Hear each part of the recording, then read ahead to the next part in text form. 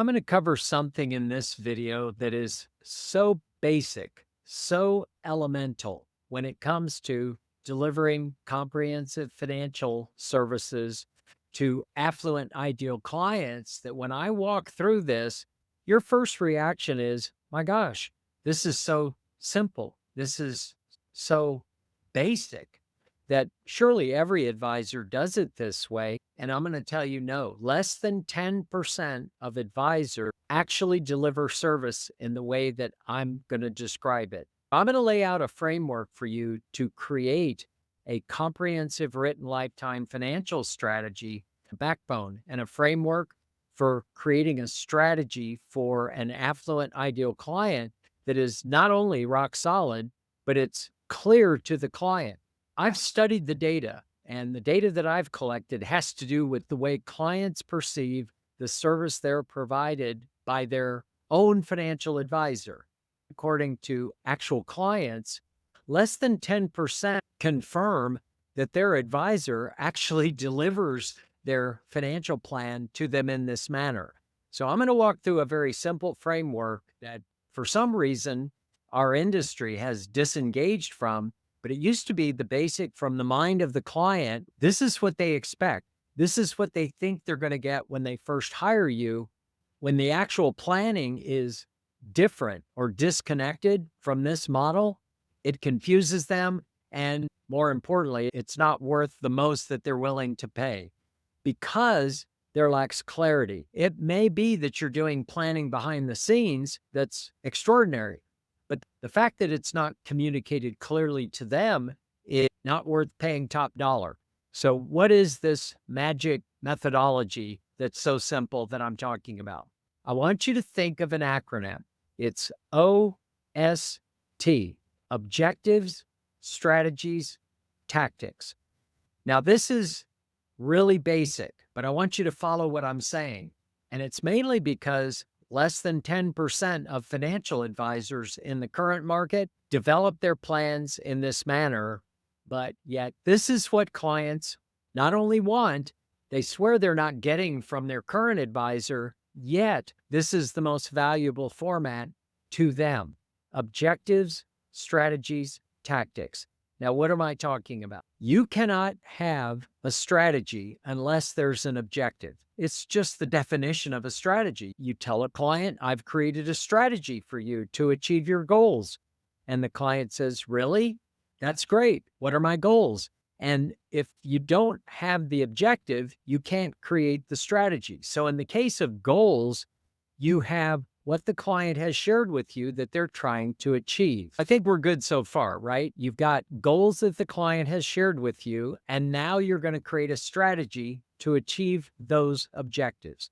I'm just going to give hypothetical goals. Let's say you have a client that says, I want to have financial independence by the time I'm age 62, where work is optional. I can continue working if I want, but I don't want to have to. Okay, that's goal number one. Stop right there. There's three elements to a goal that you need to nail down, and I would recommend getting the client to nail these down for you rather than you having a vague goal like the one I just gave you. The three elements are the name of the goal, the amount of the goal, and the target date, not a date range, a date that you can circle on the calendar. So the discipline you need to get into to get an objective the way that the client expects it is, you've got the name of the goal, financial independence. You've got the amount of the goal. Let's say they say that they need $20,000 a month net after taxes and in 2035. Really? What date in 2035? March 30th. Okay, great. So you've got the financial independence goal. The only thing you need to know is how much money and by what date do you want this funded? My point in going through this video is you have two types of goals. You've got client goals, and then you have professional goals. These objectives that are professional are goals that the client didn't think to ask you, yet they think they've hired you because you know the objectives that are important in all areas of finance. So we've got the financial planning goals. What other goals are there? How about objectives when it comes to investment management that's required to achieve these goals? Therefore, you have investment management objectives. that have not yet been stated, but they do exist. How about estate planning goals? Yes, there are goals when it comes to estate planning. How about making sure that when either spouse passes away, that it's easy and streamlined for the surviving spouse, and then ultimately all the assets go to the beneficiaries that they really want them to go to. In other words, they want their estate not to be an unguided missile. They want it to go precisely the way they envision. Okay, so there's some professional objectives in the area of estate planning that you can overlay on top of this plan, even though the client did not share those with you. Tax planning, income taxes, same thing. Insurance, I call that area risk and safety, but there are objectives there too. So you've got objectives, either shared by the client or professional objectives. The establishment of objectives is required before you can create a strategy. You've got the client's goals. Now I want you to picture having objectives in all 5 areas. So picture this. You've got 5 pages, 5 documents that you've created. One is called financial planning objectives. One is called investment management objectives. You've got one that's called estate planning objectives, one that is tax planning objectives, and then another one that's called insurance objectives or risk and safety, the way we describe it.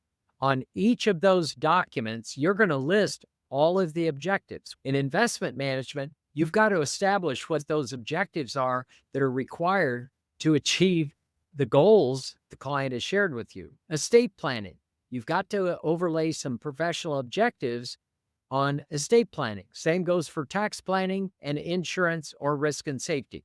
So picture that you've established all these objectives, some of which the client has seen and have shared with you and others not. Imagine sharing this with the client and you tell them, I know you shared some objectives with me, but our goal is to get your financial house in order and keep it on track for the rest of your life while you're achieving all the objectives that you've shared with me. You share with them all the objectives that you documented. They confirm them. Now you go to step 2. You've got the objectives across all 5 areas of finance.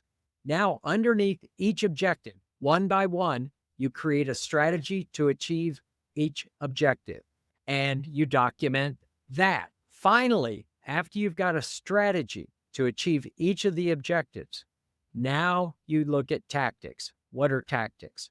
Tactics is the action items required to implement the strategy. You take each strategy and you sit down and think, I'm going to be updating this annually. And so every year we're going to be going through this again. Is there anything that needs to be done this year? How about immediately? Are there any action items that need to be done immediately to get the client on track to their objectives and all the other professional objectives that we've established? You document those. And then what about the objectives that don't need to be done immediately, but they really do need to be done in the next 12 months? Document those.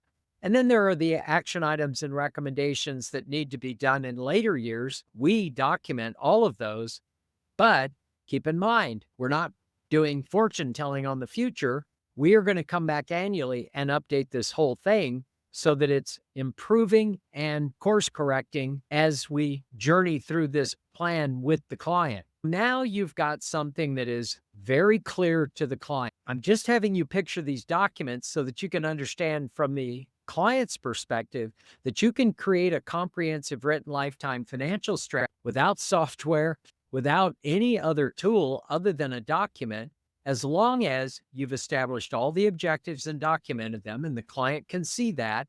And for each of the objectives, there's a strategy underneath each and every objective. And then for each strategy, there are tactics or action items to implement each strategy. That's all I really wanted to cover in this video. Why is this so important? It's important because it's critical to the client. This is what they think we are going to do anyway. It just happens to be what clients are willing to pay the most for, and only 10% of advisors do it this way. So merely coming up with this methodology that is quite simple, but is much more clear to the client that you've identified objectives across their entire financial affairs, and you've got a strategy to keep them on track and things that need to be done now and within the next 12 months. So you have just created a strategy that even if you're not number one in your market right now, you'll be in the top 10% just by doing this methodology. Then once you've got this solid foundation of planning, this framework that's rock solid, then we can get into the things that really will exceed the client's expectations. What have you done with objectives, strategies, and tactics across all 5 areas of financial affairs? You've mainly just met their objectives, not exceeded. I wanted to share this because I think a lot of advisors get confused on what are you talking about, truly comprehensive financial services? We work through our clients very thoroughly through Money Guide Pro or eMoney Advisor or all these different tools that we've got to help clients. But financial planning software is not clear to the client in that it's not established all the objectives in a format that the client can confirm and agree with you that you've got everything covered.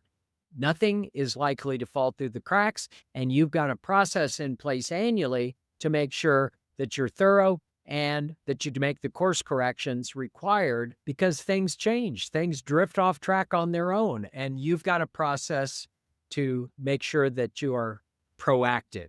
That's all I wanted to cover in this video. I hope it was helpful. We'll see you in the next video.